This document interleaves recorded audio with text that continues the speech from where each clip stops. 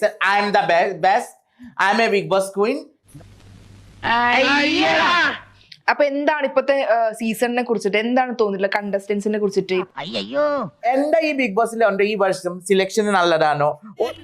ഈ തള്ള എന്താണ് പറയുന്നത്? മൊത്തം അനീസ് ലോക പെണ്ണച്ചി.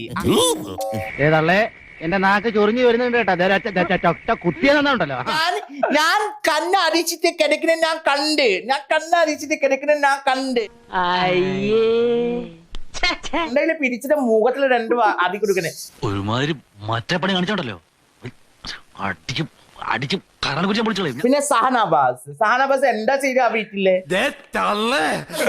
ജസലിന്റെ ചട്ടിയും ബ്രാവും നോക്കിയിരിക്കുന്ന ആളാണ്.